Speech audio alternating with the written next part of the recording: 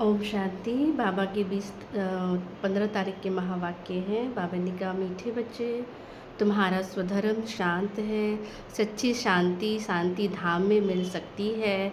यह बात सबको सुनानी है। स्वधर्म में रहना है।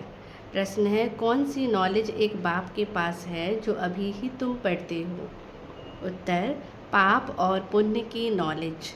भारतवासी जब बाप को गाली देने लगते हैं तब पाप आत्मा बन पड़ते, और जब बाप को और ड्रामा को जान लेते हैं तब पुण्य आत्मा बन जाते हैं।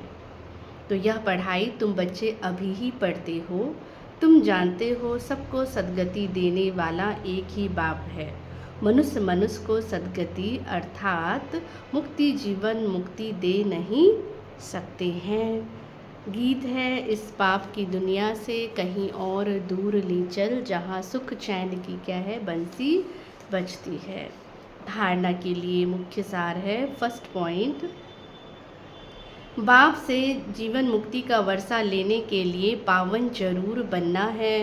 ड्रामा की नॉलेज को बुद्धि में रख दुख धाम में रहते भी दुखों से मुक्त होना है।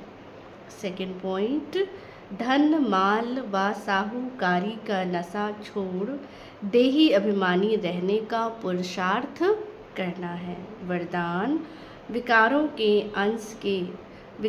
के वंश के अंश को भी समाप्त करने वाले सर्व समर्पण व ट्रस्टी भव।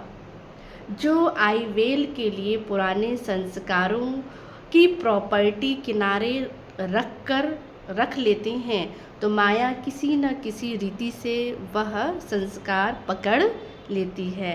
पुराने रजिस्टर की छोटी सी टुकड़ी से भी पकड़ जाएंगे।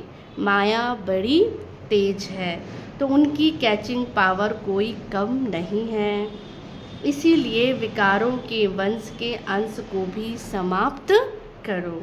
जरा भी किसी कोने में पुराने खजाने की निशानी ना हो, इसको कहा जाता है सर्व समर्पण। अगर थोड़ी सी भी बाबा ने कहा अंश होगा तो क्या है, वो वंश पैदा कर देगा। इसलिए वंश को के अंश को क्या करना है, समाप्त करना है। थोड़ी सी अगर कोई चीज़ जैसे आई विल माना कोई इमरजेंसी के लिए सामान रखते हैं कि ये समय पर यूज आएगा, ऐसे कोई पुराने संस्कार हैं तो वो दबी होती है, वो बार बार कभी ना कभी क्या है बाहर आ जाते हैं। तो बाबा कहते हैं अंश का भी क्या है वंश पैदा हो जाता है।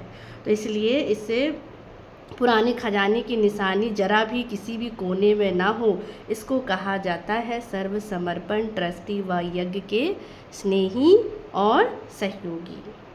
स्लोगन, किसी की विशेषता के कारण उससे विशेष स्नेह हो जाना, यह भी लगाव है।